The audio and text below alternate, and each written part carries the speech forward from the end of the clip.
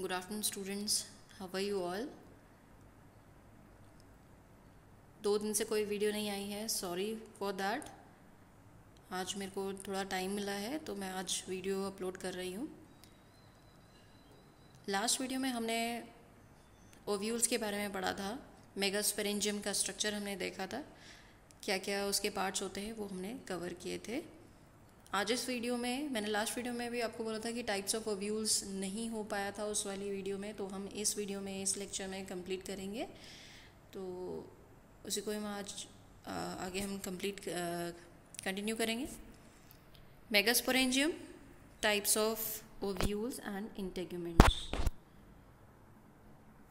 Megasporangium मैंने आपको पहले भी बताया था। मेगास्पोरेंजियम आपके ओवरी के अंदर जो ओव्यूल होता है उसको मेगास्पोरेंजियम कहा गया, ठीक है।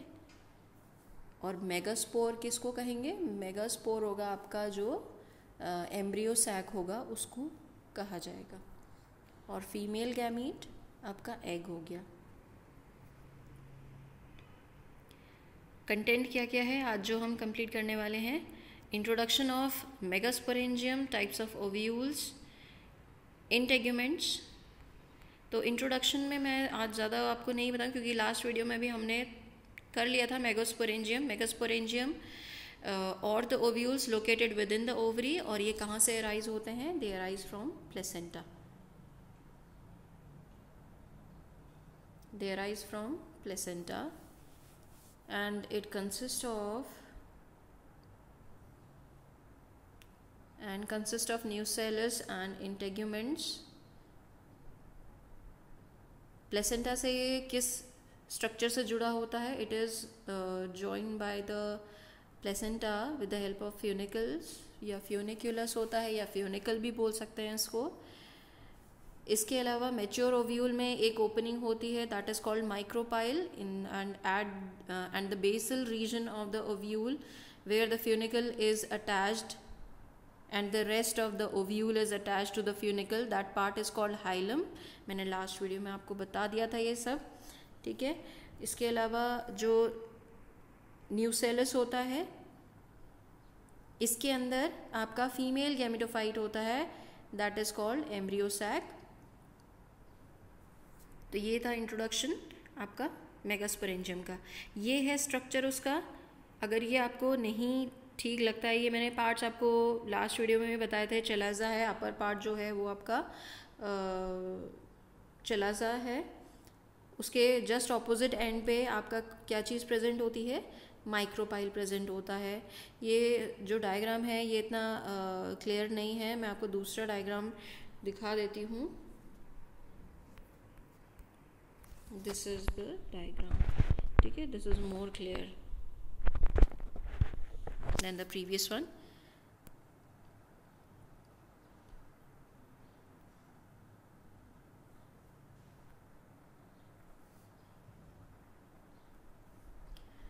Okay, this is chalaza, this is micropyle on the just opposite end। then we have integuments जो आपके ओव्यूल को कवर करके रखते हैं, उसको इंटेगुमेंट कहा जाता है। फिर then we have funiculus. Funiculus आपके प्लेसेंटा से अटैच रखता है उसको, किसको? ओव्यूल को। फ्यूनिकुलस और रेस्ट ऑफ द ओव्यूल किससे अटैच्ड है? यहाँ पे आपका आ जाएगा हाइलम, ठीक है। ये वाला पार्ट हाइलम है।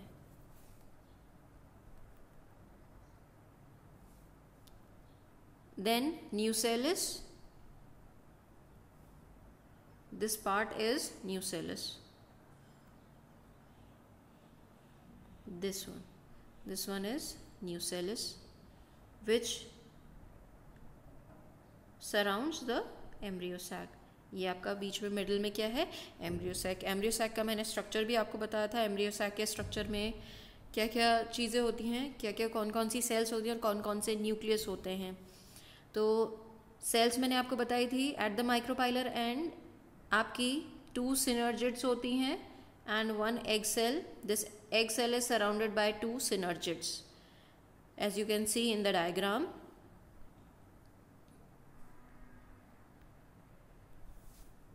now it is more clearly visible।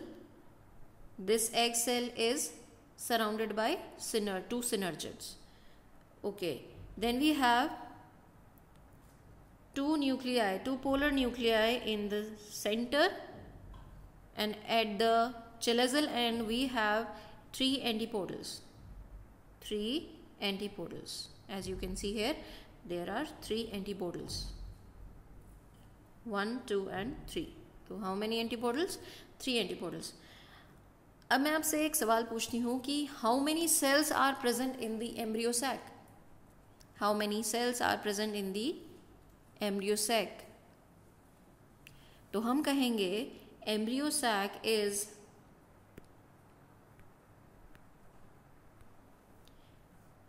Embryo sac की सेल्यूलर कंडीशन क्या होगी?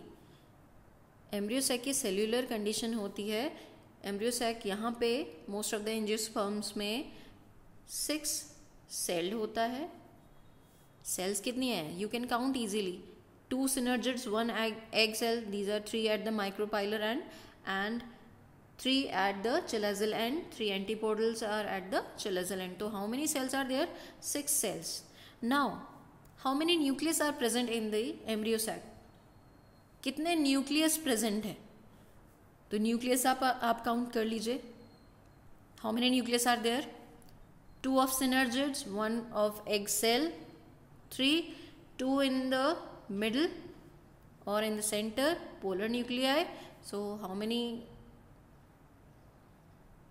5 till now.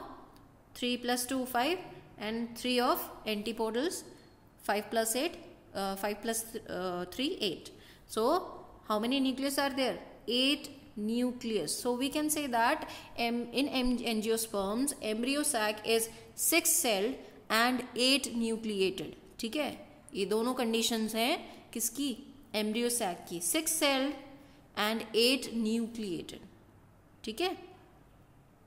एंजियोस्पर्म के एम्ब्रियो सैक के लिए कई बार क्वेश्चन पूछा जाता है कि what is the condition of embryo sac in angiosperms? How many cells are present in the embryo sac in most of the angiosperms, and how many nucleus are present in the embryo sac of the angiospermous plants?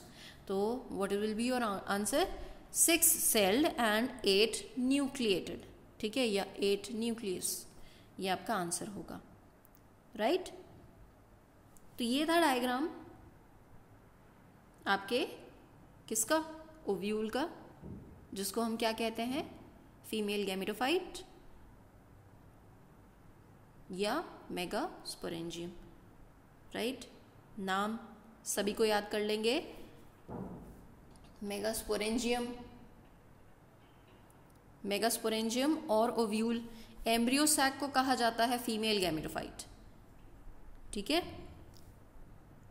Embryo sac को क्या कहेंगे? Female gametophyte. और आपका ovule क्या है? Megasporangium. Megasporangium या ovule के अंदर है आपका embryo sac. This embryo sac is inside the ovule. ठीक है, female gametophyte is inside the megasporangium. Right? समझ में आया आपको इतना? तो हम वापस से चलते हैं अपने नोट्स की तरफ. Now, types of ovules. There are 6 types of ovules based on the position of micropyle with respect to chalaza and funicle. 6 type के ओव्यूल्स होते हैं. किसके बेसिस पे? Position of micropyle with respect to. किसके respect में? Funicle और chalaza के respect में. अब आप दिमाग में रखेंगे फ्यूनिकल कहाँ है, फ्यूनिकल कहाँ है, आपका चलाजा कहाँ है, माइक्रोपाइल कहाँ है. तो इन 3 चीज़ों को आप ध्यान में रखेंगे. अब आगे जो भी मैं आपको पढ़ाने जा रही हूँ, तो ये आपको उसके पार्ट्स याद रखने हैं कि पोजीशन क्या क्या है. माइक्रोपाइल यहाँ पे है, उसका बेसल पोर्शन क्या है, चलाजा है, फिर आपका फ्यूनिकल. 3 चीज़ें कौन कौन सी? Funiculus, micropyle, chalaza. इन 6 टाइप्स के ओव्यूल्स को पढ़ने के लिए ये 3 चीज़ें हमें ध्यान में रखनी है, क्योंकि इन्हीं के पोजीशन के रिस्पेक्ट में डिफरेंट टाइप्स हो जाते हैं ओव्यूल के. So there are 6 types of ovules. कौन कौन से होते हैं वो? ऑर्थोट्रोपस, जिसकी पोजीशन जो होती है वो स्ट्रेट होती है. Anatropous, anatropous means inverted. Orthotropous से just opposite inverted anatropous. Hemi anatropous मतलब बीच का कोई पोजीशन होगी, हेमीट्रोपस या hemi anatropous. Then we have campylotropous जिसमें कर्व्ड शेप हो जाती है. एम्फीट्रोपस और transverse. And the last one is circinotropous. ठीक है. Orthotropous straight, anatropous inverted, hemitropous और हेमी एनाट्रोपस, कैम्पाइलोट्रोपस और कर्व्ड, एम्फीट्रोपस और transverse, and the last one is Cirsonotropus. Now we are going to study in detail one by one. First is Orthotropus. As you can see in the image, कैसी position है? Straight है. ठीक है. मैंने 3 चीज़ें कौन कौन सी बोली थी? Funicle, चेलेजा and micropyle. ठीक है. फ्यूनिकल, ये देखिए यहाँ पे लिखा है फ्यूनिकल, चेलेजा एंड माइक्रोपाइल. इनको आप शॉर्ट में कैसे इसको मेंशन कर सकते हैं? आप इसको ऐसे भी लिख सकते हैं.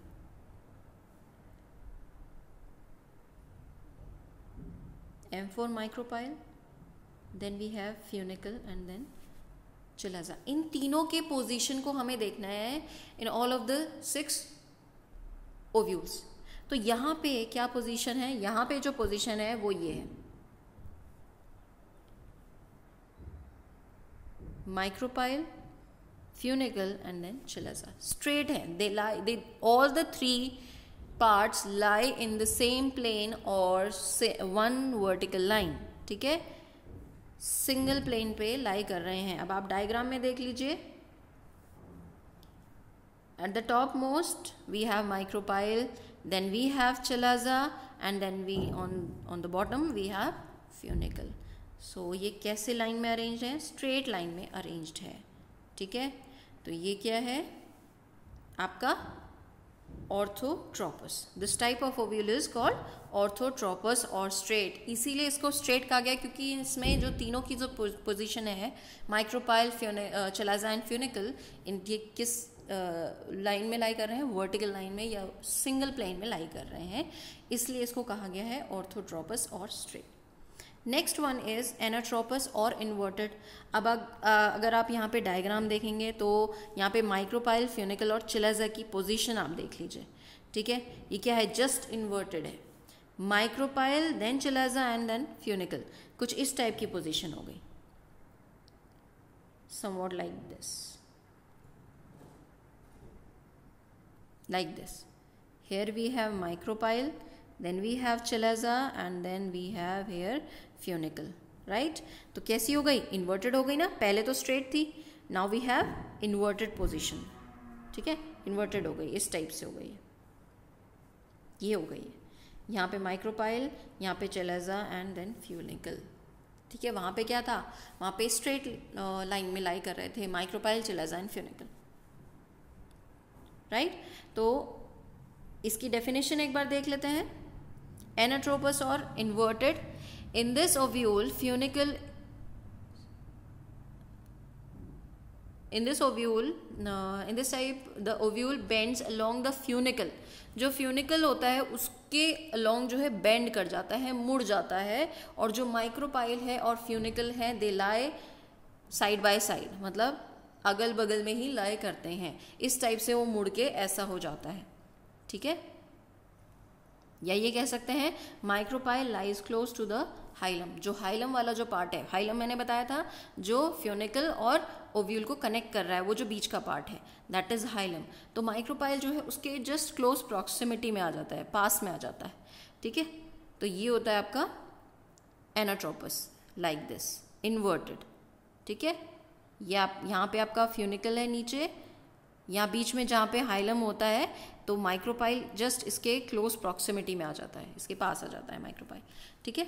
तो इन्वर्टेड टाइप होता है एनाट्रोपस. और ये वाला जो टाइप होता है, this type of ovule is found most of the angiosperms में यही पाया जाता है, और हम स्टडी भी इसी ओव्यूल की करते हैं।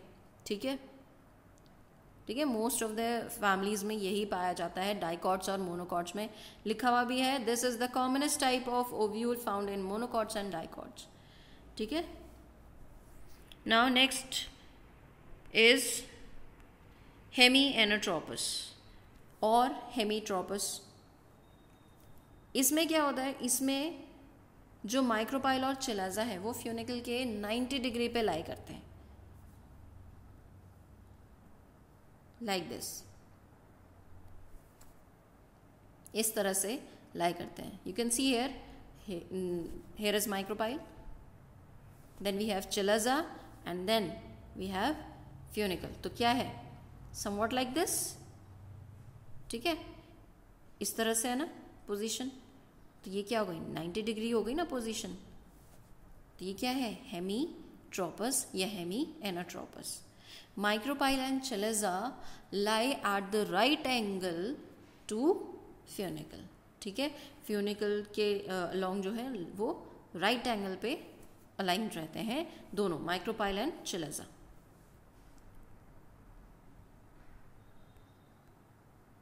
डेफिनेशन में यही लिखा है, the ovule is straight but twisted in such a way that it is placed transversely at right angle, and so the chilaza micropyle line is at the right angle to the funiculus. Next we have campylotropous और curved। campylotropous में क्या होता है, ये जो structure है, जो embryo sac है आपका, स्लाइटली कर्व्ड हो जाता है, स्लाइटली कर्व्ड हो जाता है, इस टाइप से हो जाता है। ठीक है, यहाँ पे आपको दिख रहा है, ये स्ट्रक्चर दिख रहा है, ये कर्व्ड हो गया है थोड़ा सा। ठीक है, कर्व्ड हो जाता है। The ovule is bent. The ovule is bent round like it is not a horseshoe type ovule। ये यहाँ पे गलत लिखा गया है, this is not like horseshoe। ठीक है, इसमें क्या होता है, micropyle and chalaza do not lie in the same line, they do not lie in, क्योंकि मैंने बोला कर्व्ड हो गए हैं। अब कर्व्ड हो गए हैं तो उनकी पोजीशन चेंज हो गई हो ना, यहाँ पे माइक्रोपाइल हो गए और ये चिलाजा हो गया, तो ये सेम लाइन में तो है नहीं। ठीक है, कर्व्ड हो गई इनकी पोजीशन, थोड़ा सा अपनी पोजीशन से सेम लाइन से अलग हो गए हैं। ठीक है, तो this is what campylotropous। Then we have amphitropous or transverse। In this ovule आपका जो embryo sac है, it becomes like horseshoe shaped। This is horseshoe shaped type। ठीक है, embryo sac become horseshoe shaped। more curved हो जाती है position चिलाजा की, micropyle की। ठीक है, देन कैम्पाइलोट्रोपस। कैम्पाइलोट्रोपस जो हमने अभी पढ़ा था, ये कर्व्ड हो जाता है एम्ब्रियो सैक की पोजीशन, यहाँ पे और ज़्यादा कर्व्ड हो जाती है और इसकी shape becomes somewhat like horseshoe, right? It becomes like this। This is horseshoe, right? This is known as amphitropous ovule। Then we have last one। This is the last ovule that we are going to study, Circinotropous। Circinotropous, इसमें funicle, आपका जो funicle होता है वो इतना ज़्यादा elongated हो जाता है कि वो ओव्यूल जो है कर्व हो जाता है उसमें। ये वाला जो पार्ट है ये इतना ज़्यादा इलोंगेट हो गया है, इसका डेवलपमेंट इतना ज़्यादा हो गया है कि ये जो अपर पोर्शन था वो उसके अंदर कर्व्ड हो गया है, एनक्लोज हो गया है। ठीक है, आपने एक जब दिवाली आती है तो आपने वो सांप वाली गोलियां देखी होंगी। सांप वाली गोलियां जब उसको जलाते थे तो क्या होता था, वो निकलता, उसमें से जो है वो बढ़ता चला जाता था, और जैसे जैसे वो बढ़ता जाता था टिप वाला पोर्शन जो है वो कर्व होता जाता था। तो वही चीज़ यहाँ पे है कि जो नीचे वाला पार्ट है, फ्यूनिकल वाला पार्ट जो है वो बहुत ज़्यादा इलोंगेट हो जाता है, और जो रेस्ट ऑफ द पार्ट है वो उसके अंदर एनक्लोज हो जाता है। You can C in the diagram, जो मिडिल पोर्शन है, जो बीच वाला पोर्शन है, वो क्या हो गया है, वो आपका इसके अंदर इनक्लोज हो गया है। और जो फ्यूनिकल है, सपोज दिस इज फ्यूनिकल, ये बहुत ज़्यादा इलोंगेट हो गया और ये इसको कवर करता चला गया, ठीक है। वो अंदर वाला जो टिप पे अभी तक क्या था, फ्यूनिकल था यहाँ पे, और ये था आपका ओव्यूल। तो जैसे जैसे ये वाला पार्ट अगर बढ़ गया तो ये वाला पार्ट जो है ऐसे करके टर्न हो जाएगा ना, अंदर मुड़ जाएगा, और ऐसे ऐसे करके जितना ज़्यादा डेवलपमेंट होता जाएगा वो उतना ज़्यादा उसके अंदर एनक्लोज होता जाएगा। तो this is a type of circinotropous ovule, ठीक है, सिरसिनोट्रोपस, राइट। और ये आपका किस में पाया जाता है, ओपुंशिया। ओपुंशिया क्या होता है आपका, कैक्टस, ये कैक्टस वाली फैमिली होती है ओपुंशिया, ठीक है। So that's all, these were the 6 types of ovules that we have covered today. आप ये एग्ज़ाम पॉइंट ऑफ व्यू से बहुत ज़्यादा इम्पॉर्टेंट है, बहुत ज़्यादा इम्पॉर्टेंट है, आप इनको पढ़ लीजिए। मतलब ये ऐसा पार्ट है इन चैप्टर्स का जो आपको इजीली मार्क्स दिला सकते हैं, ठीक है। आपको डायग्राम आना चाहिए ओव्यूल का, एम्ब्रियो सैक का स्ट्रक्चर आना चाहिए कि क्या क्या उसमें सेल्स होती हैं, कितनी सेल्स होती हैं, कितने न्यूक्लियस होते हैं, वन वर्ड में आ जाता है। So you have to know about that, right. इसको अच्छे से करिएगा, ध्यान से करिएगा। कोई प्रॉब्लम होती है तो you can message me, right. Thank you, have a nice day.